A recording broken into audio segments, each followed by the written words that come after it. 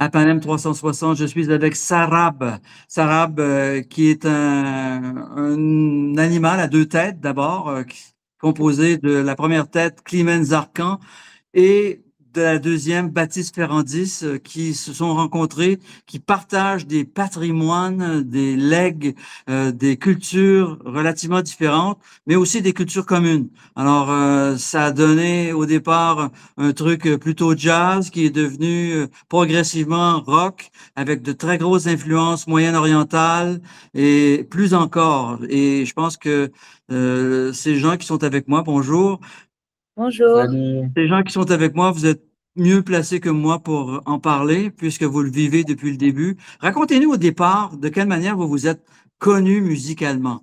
Pour le reste, ça ne nous regarde pas. Vas-y. Comment on s'est connus musicalement? Bah, tous les deux, on a commencé à jouer il y a 10 ans maintenant, je pense même plus, hein, ensemble. Et à la base, on faisait juste un duo guitare-voix. Et ce qui a poussé à la naissance de ce projet-là, Sarab, c'est le fait d'essayer de reprendre des chansons, des chansons d'un album de Sabri Moudahal. Et essayer de trouver, en tout cas pour moi, pour ma part, de trouver des manières d'accompagner Climène avec des accords, enfin voilà, avec une façon de jouer de la guitare très occidentale, très française, comme je savais faire.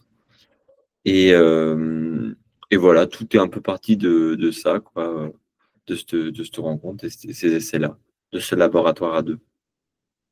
Et Climène, vous avez grandi dans une famille d'immigrants d'origine moyen-orientale des pays du Levant. Bah, mon père est syrien, ma mère est franco-syro-libanaise. Mhm. Et voilà, du coup, du côté de ma mère, il y a beaucoup, beaucoup de mélanges. Et, et voilà, moi, j'ai grandi avec la musique parce que mes oncles syriens sont pratiquement tous musiciens. Mon père est musicien. Et, euh, et on écoutait beaucoup de musique à la maison. Notamment des musiques du Moyen-Orient, des classiques de grands chanteurs égyptiens, chanteuses égyptiennes, aussi du qawwali, de musique pakistanaise. Donc, j'ai vraiment baigné dans ces musiques-là. Voilà. Oui, et ça transparaît à un moment donné dans votre expression, puisque au fur et à mesure de ce duo guitare-voix, c'est progressivement transformé, a intégré toutes sortes d'influences. Et d'ailleurs, vos enregistrements, vous avez trois enregistrements déjà, et chacun de ces enregistrements-là témoigne d'une étape assez différente l'une de l'autre. Oui, on a commencé. Sarab, ça a commencé pour moi, c'était vraiment du jazz rock oriental, donc très fusion, mais vraiment jazz, quoi. Parce que tous les musiciens de Sarab, à part Baptiste qui vient du métal, manouche rock, tous les autres viennent. Metal, manouche rock, Oui, wow! voilà, c'est un style de musique pas du tout connu. Oui. Et, Django était bien connu pour être un grand ami d'Ozzy Osbourne. Ouais. Bah, ouais. S'il avait continué, il aurait pu, hein. Peut-être, oui. Ouais. et du coup, c'était vraiment ça les débuts parce que on faisait avec ce que tout le monde savait faire. Et au fur et à mesure, on a essayé mais toujours quand même avec ce truc-là de pas trop mettre de limites à ce qu'on avait envie de faire. Mais tout de même, pour moi, il y a quand même dans le premier album, on va dire, il y a une continuité dans le même style musical qu'il y a moins dans les deux autres, où on est vraiment parti sur de la création, mais sans limite. Et donc, ça prend plein de directions différentes. Et du coup, ça nous pousse dans nos retranchements musicaux aussi, chacun et chacune. Euh, Parce qu'il y a plein de choses que moi, j'ai jamais fait vocalement, que j'ai découvert ou que j'ai appris à faire avec Sarah.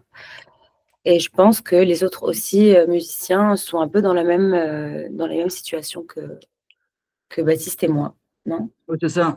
Donc, vous aimiez les musiques d'exploration. Le jazz a toujours été une musique qui a absorbé les autres depuis le début. Alors, c'est un peu normal que vous ayez été dans cette attitude-là jusqu'à un certain point.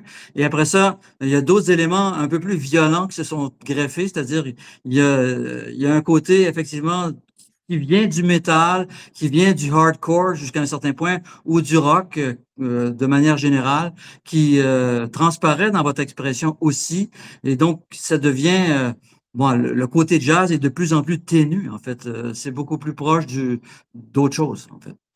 On est encore on essaie d'être en mouvement, quoi. De pas être, le but, c'est de pas arriver quelque part, c'est de toujours être en chemin, d'écouter un peu le monde, ce qui s'y passe, ce qui nous fait réagir, autant en termes de politique que de musique, et tout ça est très lié. Puis de géographie aussi. Qu'est-ce qu'on veut représenter comme, comme espace, quoi. Moi, j'ai l'impression qu'on essaie là, sur l'album qui vient, euh, vraiment de marier quelque chose, des musiques qui viennent du froid, de la pluie, le rock UK bien sale, mais en même temps très puissant, et les choses plus, voilà, on est toujours, enfin, on essaie de l'écrire avec les Macam, de d'avoir quand même un matériel, qui est très codifié, qui vient de la Méditerranée, mais d'avoir, voilà, un son qui n'a rien à voir avec ce qu'on entend, je sais pas, au sud de l'Espagne, ou voilà, on essaie d'allier tous ces trucs-là, quoi. C'est de trouver des points, des connivences, et je pense que je crois que ça devient de plus en plus clair, le cheminement à faire, et toutes les associations qu'on peut faire. Je crois qu'elles sont là-dedans, quoi. Essayer de trouver des compromis, ouais, des alliages. C'est de la chimie, quoi. Ouais, c'est intéressant que vous travaillez sur les makams, qui sont des motifs mélodiques et rythmiques. Et il y a toute une panoplie dans Non, la mais plupart des pays du Moyen-Orient, de Turquie et de l'Asie centrale. Et donc, vous travaillez un peu là-dessus. Vous avez appris plusieurs makams. J'imagine des makams qui sont plus reliés à la tradition syro-libanaise. Non, pas forcément. Non? C'est juste que moi, j'en connais d'oreilles. Je connais pas tous les makramat et je crois qu'on n'aura jamais la prétention de dire qu'on connaît les makram et les makramat. Enfin, les makramat, pardon, j'ai dit makramat au pluriel. Mais par contre, je crois il y en a quelques-uns qui ont appris certains makramat et avec lesquels on a, notamment Baptiste a composé des, des chansons et des musiques. Mais on n'a pas la même façon de travailler là-dessus. Moi, j'utilise pas forcément les makramat pour écrire. Enfin, je fais à l'oreille, mes mélodies viennent différemment. Et C'est une inspiration, donc c'est plus ça. Vous n'êtes pas dans le classicisme du tout. Ça fait partie de votre culture, ça sort non, spontanément, puis c'est comme ça que ça se passe. alors oui, pour Climène, mais moi, j'ai vraiment un côté, j'aime bien la musique classique turque, les trucs, j'aime bien lire les théories, de Kantemir, et enfin tous les compositeurs, de l'Empire ottoman, comment c'est une logique très mathématique, très scientifique. J'aime beaucoup aussi, ça, quoi. Donc là-dessus, on n'a pas tout à fait le même truc. Et puis moi, je suis pas né en Turquie. Du coup, c'est quelque chose que j'apprends. Je m'augmente avec ça, j'augmente mon existence, mais c'est pas quelque chose qui coule en moi, quoi. Oui, Donc, c'est ça. Mais de toute façon, ça finit par couler d'une certaine façon parce que on acquiert progressivement toutes sortes de choses de l'extérieur, puis ça finit par être en soi, non? oui, mais d'une certaine façon, quoi. C'est-à-dire que je me suis pas réveillé tous les matins de ma vie avec, le muezzin qui chantait Sabah à 5 heures du matin. C'est ça. Donc, pour moi, c'est toujours quelque chose je sais pas, un extérieur à moi qui me passionne, mais voilà, c'est un chemin, quoi. Oui, c'est ça. Vous tenez à rester humble par rapport à Ah bah, ces appropriations-là. ouais, je peux pas faire autrement, de toute façon. Ce serait idiot enfin, Oui, ouais, ah oui, c'est sûr. voilà. La seule chose, c'est que maintenant, il y a tellement de trucs qu'on intériorise dans ces patrimoines extérieurs aux Occidentaux que ça finit chaque mélange devient un autre patrimoine intériorisé en soi au fur et à mesure qu'on évolue dans la musique, dans notre vie. C'est-à-dire que là, aujourd'hui, vous le voyez comme un argument extérieur, mais dans 25 ans, ça va être tellement partie prenante de votre expression que vous en ferez plus de séparation. Je sais pas. C'est une grande question, mais je sais pas si vous voulez aller là-dedans. C'est Non, pas obligatoire. non, moi je pense que ça, en tout cas, ça joue sur la manière de jouer, ça joue sur ta manière de jouer de la guitare et tout. Mais pour moi, c'est pas un sujet. Enfin, je pense qu'on peut être un très bon musicien qui n'est pas, enfin, qui n'est pas par exemple syrien, mais je sais pas à quel point. Je pense en effet, ça joue sur le jeu. Du coup, il y a des jeux du coup très uniques qui se créent, comme celui de Baptiste, où quand il a la guitare, parfois il y a un public arabophone qui va venir nous voir et qui va nous dire mais c'est incroyable, on dirait qu'il joue sur un oud. Mais du coup, ça rend le jeu unique et très intéressant, et parce que on sent certains codes, mais on sent qu'il n'y a pas tous les codes, parce que c'est compliqué d'apprendre tous les codes d'une musique, surtout quand on n'a pas vécu, quand on n'a pas grandi dedans. Bien sûr. Mais en tout cas, oui, ça fait partie de ton jeu. C'est certain. Enfin, il y a certaines choses que tu as appris, on voit que tu as appris. Oui, mais sans parler de moi, ce que je veux dire en général, c'est que là, c'est un sujet très important. C'est qu'on vit dans un monde qui se simplifie de plus en plus, et les complexités, les singularités géographiques et culturelles s'effacent, s'estompent. Et du coup, il faut faire attention quand on fait ça, parce qu'on peut participer à quelque chose de l'ordre de l'arôme. On peut aromatiser les choses avec quelques petits trucs qu'on a compris. Et en fait, du coup, on participe vraiment à l'effacement de manière active en faisant ça. Donc, pour moi, c'est un vrai sujet, parce qu'à chaque fois que j'étudie, et chaque fois qu'on écrit un nouveau morceau où on se rattache à quelque chose, je sais pas, de l'Empire ottoman, n'importe quoi, il y a quand même il y a quand même un vrai sujet dessous. Oui, il y a un danger d'édulcoration et d'appropriation à l'occidental pour un truc ornemental qui est superficiel. C'est ça que vous craignez. Exactement.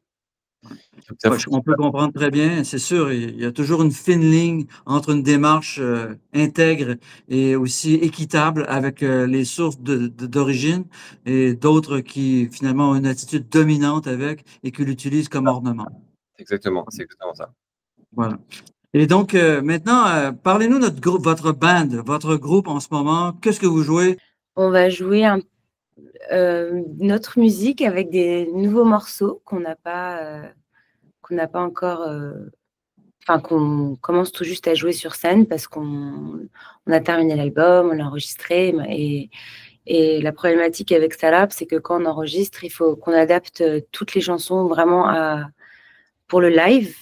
Enfin, ça dépend de quel morceau, mais quand même, il faut vraiment travailler le live, parce qu'on adore qu'il y ait beaucoup de prod sur les albums et tout ça. Donc, on est en train de commencer à monter le spectacle avec le nouvel album. Et donc, mardi, il y aura quand même quelques nouveaux morceaux à vous présenter. Voilà. Oui. C'est votre première fois à Montréal en tant que groupe, n'est-ce pas? Oui. Alors donc, les anciens et les nouveaux seront tous nouveaux. Oui.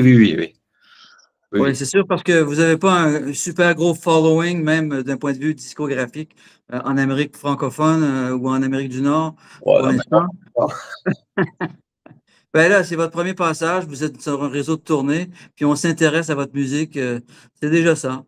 On commence par ça, et après ça, ben, on va cheminer avec vous s'il y a lieu de le faire, parce que votre musique est en mouvement et vous êtes quand même au début de votre aventure. Oui, exactement. Yes. C'est le début. C'est le début, puis qui seront les musiciens? Quelle est l'instrumentation? Combien êtes-vous sur scène? Comment ça se passe? Eh ben, actuellement, on est 5, et c'est que des gens avec qui on travaille depuis le début. Là, c'est vraiment la formule, initiale, quoi. Donc, il y a Thibaut Gomez au clavier. Il y a Thibaut Gomez au clavier multiple, il joue du piano, mais aussi des synthés. C'est quelqu'un de très curieux, qui va toujours chercher la surprise, qui a besoin d'inattendu, qui navigue entre plein de musiques différentes. C'est vraiment, ouais, c'est une identité forte dans la création des textures et la forme et l'élégance de notre musique. À la batterie, on a Paul Bern, qui est donc notre batteur depuis le début aussi. Ouais, ça fait 10 ans qu'on travaille ensemble sur le son et c'est vraiment un élément central de notre son de groupe. Et en plus de ça, il a une espèce de... C'est un métronome, j'ai jamais vu ça. Une espèce d'assise incroyable. Et il est complètement loqué avec notre bassiste Timothée Robert, qui a un son d'ours des cavernes énorme et qui est en complète cohésion avec voilà, notre rythmique et qui est très focus sur l'amplitude et comment dire, la densité de notre son de groupe. Il y a vraiment des réflexions tout le temps là-dessus, quoi. On essaie d'avancer pour être massif et plein et chaud et organique. Donc voilà. Et vous vous occupez de la direction d'orchestre, puis vous jouez plusieurs instruments chacun, ou bien un instrument spécifique? Baptiste, la guitare. Oui, bien sûr. Et bien sûr, on est co-leadereuse, donc on est oui, donc on co-lead le groupe, quoi. Et moi, je suis au chant et maintenant au clavier aussi un peu sur certains morceaux. Cool. Parfait. Ben, on est prêt pour Sarab. Enfin, on va diffuser votre musique sur ce même contenu. Et donc, les usagers de Panem 360 pourront accéder à tous vos enregistrements et peut-être se rendre au ministère le 8 juillet prochain dans le cadre des Nuits d'Afrique 2025. Super. Merci bien. Alain, merci beaucoup. Merci pour beaucoup. Merci Climène, merci Baptiste. Au revoir et bon séjour à Montréal. Bye, Merci. merci. Ciao. Merci Alain. Ciao, ciao.